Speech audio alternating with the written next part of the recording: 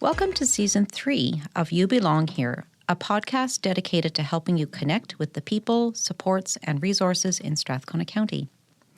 I'm your host, Doneka, with Family and Community Services, and today we are excited to have two guests with us who will be doing a deep dive with me into the topic of houselessness. I'd like to introduce Tom Sutton with RCMP and Enforcement Services and Kesa Shikasi with Family and Community Services. Welcome to you both. Good morning. Good morning. Yeah, good morning. It's lovely to see you both, and I'd like to give you an opportunity to say hello to our listeners and tell us a little bit about yourself. Tom? Sounds good. Thank you very much for having me. My name is Tom Sutton. I'm the Director of RCMP and Enforcement Services here in Strathcona County. I oversee the municipal enforcement team here in the county and the contract governing the RCMP and the policing services provided to our community. Lovely. Thank you. Kesa. And good morning. My name is Kesa Shikasi. I'm the Director of Family and Community Services. And my department has been profiled actually on this podcast quite substantively. So we deliver a number of social support services to folks in the county, including our solutions navigation, counseling, home help, family resource network. And then we've got a team that also supports policy and program development. Lovely. Well, it's going to be a treat for our listeners today as we unpack the topic of houselessness a little bit. Just want to ground us in the conversation in recognizing that individuals that are experiencing houselessness, we just want people to know for individuals, families, community that are supporting individuals that there is support, there's hope, there's a way to access support and resources when you're ready and when you are wishing to talk to someone. We just want to extend that grace and that opportunity to you today. That we are truly all in this together, and we are a community that comes together to support our residents. And this topic is one that's really no different than any other topic. There are some bits of information that probably will be new to you today. We hope that you will learn something more about the topic and that it will increase your awareness and your empathy toward people that are traveling this road of houselessness. And so, shall we dive in? Let's do it. Let's do it. All right. Okay. So, being mindful that we're all probably at different places of our awareness of what it means to be living houseless. Kesa, can I start with you in terms of our department has been essentially doing a little bit of a deep dive for the past number of years in trying to unpack and understand the relevance of this in our community, what it looks like in terms of how many people, what their experiences are. In 2024, there was a housing stability survey done that did give us further insight into this issue. And there's been some recent developments on that front. Would you like to share us some news, maybe some information for our listeners? Sure. Yeah. So I guess I'll start with the recent news, which is great news. Anybody who tuned into our budget this past year will have seen that Council approved a 3-year pilot, a houselessness pilot. So Family and Community Services will be working really closely with RCMP and Enforcement Services, as well as some of the other departments who serve this population of folks, to look at an outreach model where the intent is really to try to support people early on to prevent chronic houselessness, in addition to work with those folks who are experiencing houselessness currently and to try to get them connected to the right supports and services. So whether that be housing supports, mental health or addiction supports, financial supports, there's a range of needs that people have, and no one person's path is the same as everybody else's. So that's where this position will be really helpful, is to try to look at what are the conditions that lead people to that place and how do we get them into a better place. You had asked about the housing stability survey that we'd conducted. So we know that in the county, houselessness looks a little bit different than maybe in some of the surrounding communities. And so while we do have some people who are visibly homeless and living rough, so encamped outside. The majority of people who are houseless in the county, it's less visible. So I'll just give some statistics to ground people in terms of what we've seen at Family and Community Services. So we started capturing data on the number of people who are houseless. And actually, just for some context, the way that we've defined houselessness is anyone who does not have a permanent residence and is highly unstable in terms of their houselessness. So that includes people who are living rough or sleeping outside, but it also includes people who may be living in their cars or vehicles or who are couch surfing. So those would be some of the less visible forms. So back in 2019, and just keep in mind, these are just people who walked in the doors of Family and Community Services. So this is likely an underestimate, but we saw 24 people who fell into that category back in 2019. We had the COVID years, which we weren't capturing data in the same way. So then back into 2022, we were up to 34 individuals. In 2023, we saw 51 unique individuals. 2024, we were up to 85 individuals. And the last year for which we've got data, which was 2025, we saw 110 unique individuals. So in the last couple of years, that's sort of 30 to 40% increases in the number of folks who are coming through, which is quite significant, and which is why we're really excited to be able to have the opportunity to try to get ahead of this issue so that we don't continue to see this kind of increase. I hope I've answered your questions. Yeah, absolutely. And congratulations to Family and Community Services for this opportunity to do a pilot project and to learn more about the issue in Strathcona County, and to support individuals that are living with houselessness and potentially on the brink of that experience, and learning some of the things that can prevent and possibly support people on that kind of trajectory. It was interesting for you to share some of the stats, and interesting and also at the same time sobering, to know that there is an increase. And so it's very timely that this is an issue that we're actively putting some resources toward to learn more and to support. Thank you. And so we know that a lot of the work that happens in communities like ours comes about collaboratively. And so no one person, no one group or department really holds all of the work. It really is coming together to support one another and address social issues. And this is one for which RCMP and Enforcement Services has a role, Tom. And just wondering if it would be helpful for our listeners to learn about how we work together collaboratively. Are you able to share a little bit of that experience with us? For sure. Thank you. And I guess just for our listeners, I think it's important to clarify that the RCMP are our police service of jurisdiction. Our community peace officers are municipal enforcement officers that are responsible for enforcing bylaw and a number of provincial statutes. And so we work in a very integrated fashion in what's called a post-model detachment. And so we work very closely with our policing partners. So when it comes to responding to public safety complaints with individuals that are unhoused or some other form of social disorder, it can very well look like a peace officer interaction. It can also be a police officer interaction or a combination of the two. And what we aim to do is to reach out to individuals that appear to be in need of some kind of support and begin that conversation with them to better understand their needs. Now, we look at that traditionally from a public safety perspective, and we want to make sure that we've managed risks that potentially are posed in those situations. And then we work with our partners with FCS where there's an opportunity or a willingness to engage in services, and we help to bridge that for them and effectively hand it over to our partners in Family and Community Services to then work with that individual. Part of the challenge, though, is that there are situations, and I think you mentioned it a little bit earlier on in the conversation, that there is no single path. And these are very complex situations, and there's no one-size-fits-all.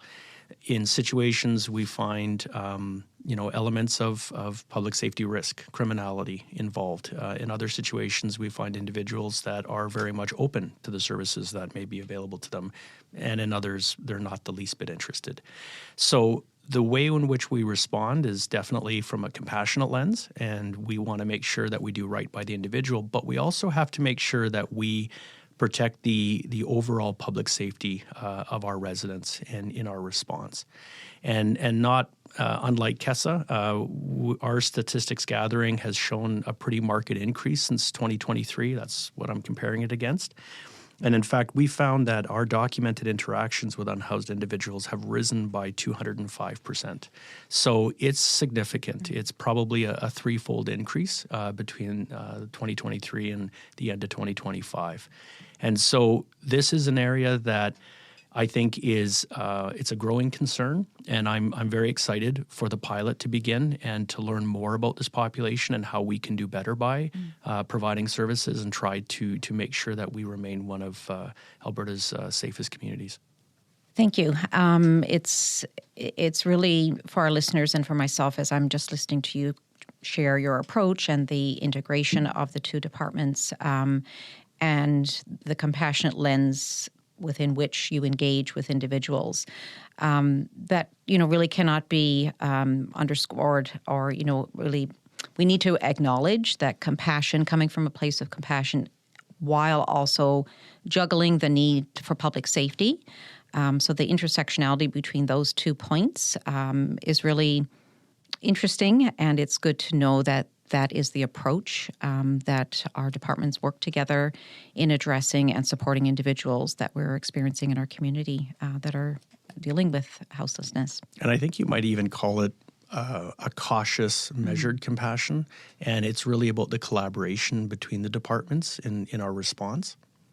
I think, too, in addition to the collaboration between departments, one of the things that I'm really excited about with this pilot is that having a dedicated resource allows for that person to really focus on getting to know those individuals who are houseless and working with them by developing relationships. I think, we're relational people.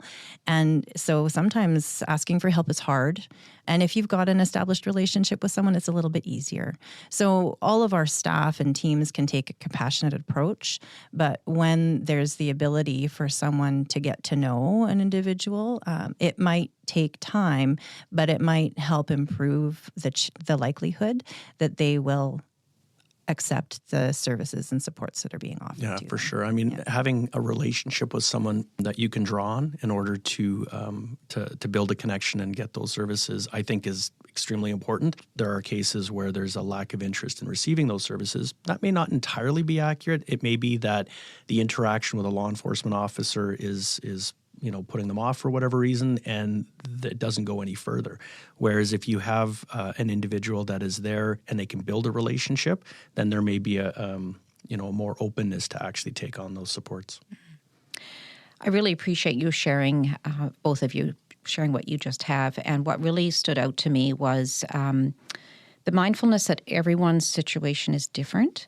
And so we do not know the path to houselessness that anyone really has been on, but we're sensitive enough and mindful enough that people might be have things that they have that led up to that situation that can be extremely complex and extremely. It can bring shame. It can bring challenges to the person in terms of engaging and leaning into trust with another person or a service provider. And so I really appreciate you bringing that forward, that recognition that we do not know what has brought someone to this place. And we're sensitive to really allow them to take the lead, if you will, and we're there to support when they are ready. So that's really important. And if I can extend on that. For sure. Because one of the points I wanted to try to articulate in this conversation, and I think you touched on it, is the reason why someone is experiencing a situation is extremely vast, and there is no single reason why someone may find themselves unhoused. And therefore, the response to that is equally as vast. And I think there's a tendency for some to assume that there is, canned solutions that should apply across the board to this particular population. And in our experience, that couldn't be further from the truth. There are a variety of reasons why they end up in the situation that they're in. And there's a lot of, not to sound nerdy, but comorbidity in terms of all of the various issues that they're faced with. And we do need to address them at times individually, and we do need to prioritize them. And again, from a policing lens, looking at the public safety and making sure that is protected as we approach and provide a compassionate response to the individual. But I think I don't want to overemphasize, but I think it's important to note that there is no simple solution to these issues. And I think, and certainly from what I've heard, is a tendency for folks to really try to glom on to, particular solutions. And it's very, very complicated. And I think one of the beauties of our team here at Family and Community Services, as well as the partners that we work with in community and within other departments, is that there's been an embrace of innovative problem solving and creative solutions. And so when you have someone who is, whose maybe primary reason for finding themselves to be unhoused is episodic, they've lost a job, they've fallen behind on rent, and they've been evicted, that's really different than someone who has had chronic and persistent mental illness that has led them to a point where they're unable to sustain housing. And so the response, like you say, has to be very different. And I think we've got an incredibly diverse skill set of professional experience on our team, certainly, but I know within the county, and then our community partners that we can draw on to try to ensure that our response is targeted to the person's needs, and that we're able to meet them where they're at and really develop solutions that meet them in terms of their needs. There's a surprising a lot of capacity in our community in terms of being able to bring resources to bear to a variety of different social issues. And, our work on the community safety and well-being strategy with all the various stakeholders and partners, extremely important and I think highly beneficial. I mean, even in the policing lens, we have a victim services team that are highly skilled and work with a particular population. Now, these individuals are unfortunately victims of crime that may be in need of some type of follow-up or support after the fact, in addition to supporting them through the court process. But they provide a very specific and unique service to that particular group, which may also cross over into the population that we're talking about. At the same time, within our when we bring someone in custody, having been arrested and in cells, we do offer a virtual opioid dependency program through Alberta Health Services as well for some individuals that may be struggling with drug addiction. So in addition to not only having great capacity in the community, even in the pure policing landscape, we also try to provide those social supports to individuals in unique situations, depending on the needs that they present with, and then try to link that in with partners like Family and Community Services to carry it on. I think, too, in addition to the resources in our community, there are excellent resources, in our neighboring communities and in Edmonton in particular, where they're better resourced for services for folks who are unhoused. And so one of the exciting opportunities, I think, with this pilot is to look at how we can do a better job of coordinating and collaborating with partnering communities, with neighboring communities, because we don't have the full continuum of services that someone might need to be able to access in our community here. So one of the focus areas will be looking at how we can do a better job of working with not just Edmonton, but surrounding communities who are experiencing similar challenges. And I think we're all trying to figure out what the best path forward is. Yeah, I'm trying to find something I can disagree with Kesa on, so it'll be more interesting to our listeners, but I couldn't agree more with that. Even within our peace officer teams, we are working to scale up our officers, drawing on some of their experience in working in Edmonton with some of their social response teams, and bring some of that skill set to Strathcona County so that we can up our game, if you will, and continue to work with other partners in the metro area to make sure that we're we're I guess pathing people towards the right place. Yeah. So that was fantastic. That was a lot of information to unpack. And if I could just pull on some of the threads that both of you have brought forward, one of those being, I think, in the conversation, we've actually been busting some myths. And one of the things I want to highlight is that there's no single path, and we've talked about that in the conversation we've been having, that there's no single path to being houseless. That everyone's situation is different. I want to kind of move into a direction now that can point possibly listeners who might be tuning into us today and reflecting on their own living circumstances, and might be wondering, might be struggling with the cost of housing, cost of food, just the overall cost of living. Might be in a situation living paycheck to paycheck, having possibly an unforeseen big expense that has come in their lives, or something. Tom, you mentioned domestic violence and, situations that you may not have been anticipating, but they might put you in a place of a little bit of instability, particularly as it relates to housing.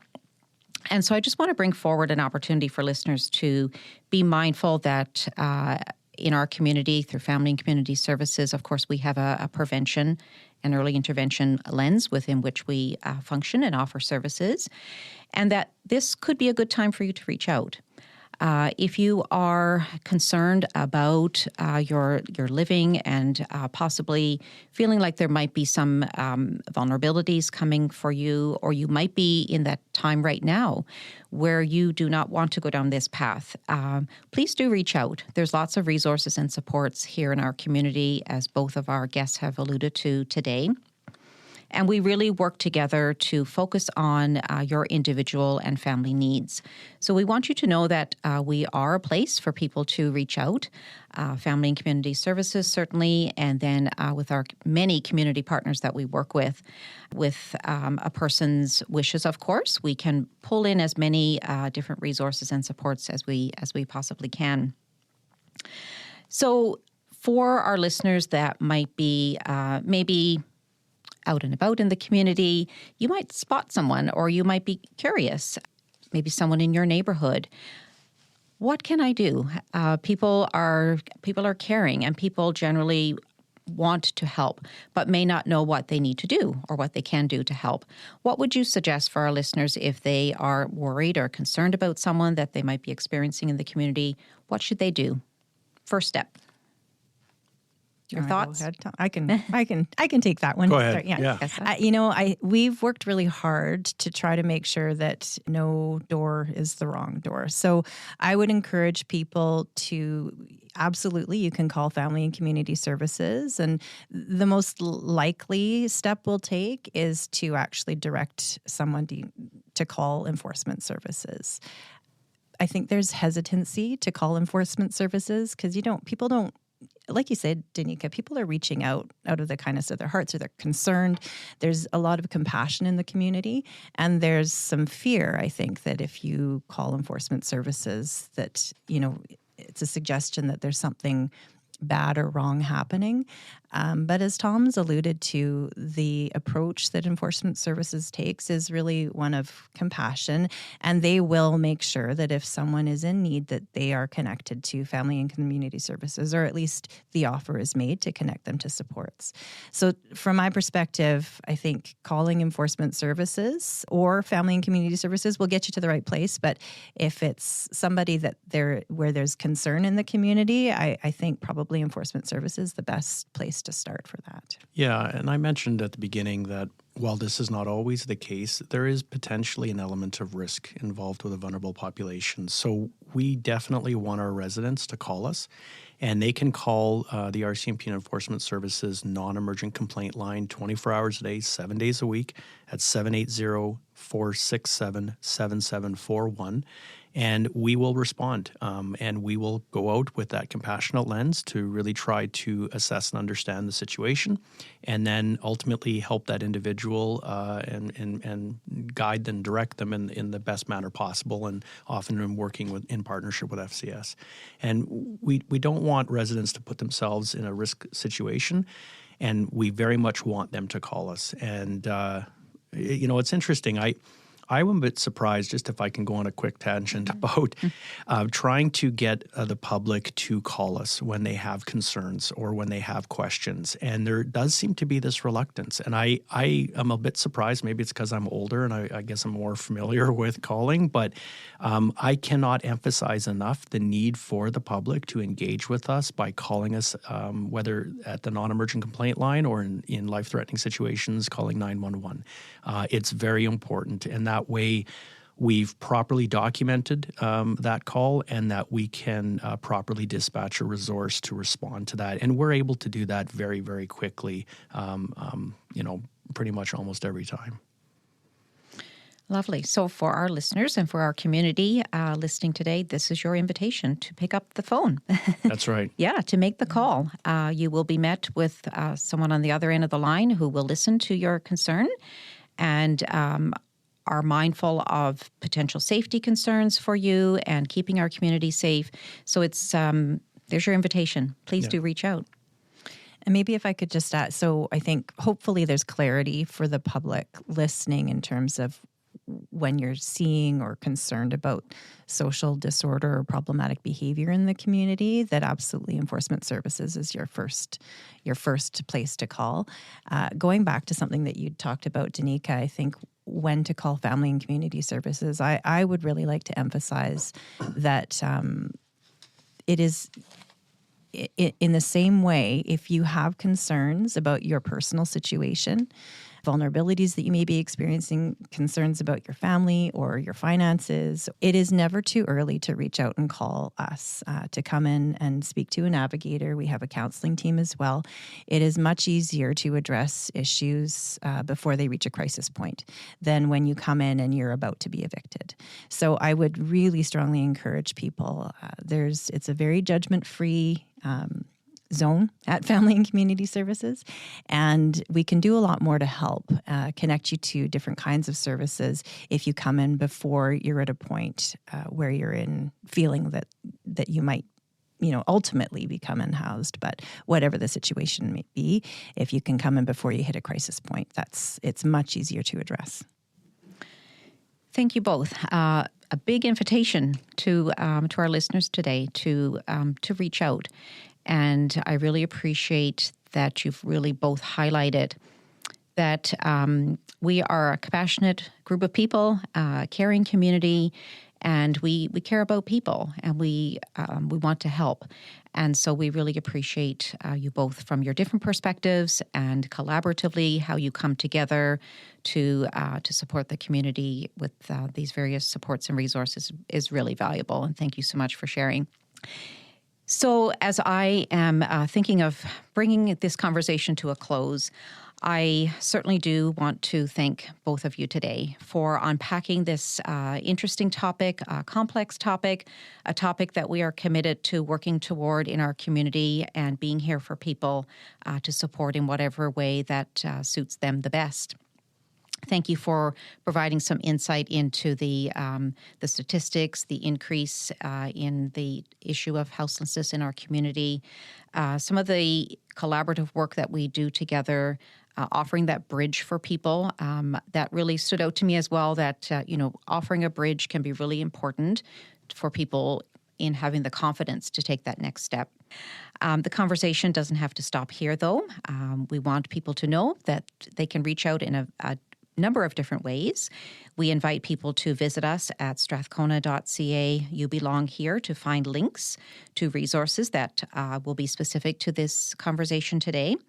And for you possibly to also sign up to our monthly e-newsletter to get alerts about new podcast episodes, local resources, workshops, and events in your inbox. So folks, thank you very much for joining us today. We appreciate you being here, and we wish you all the very best.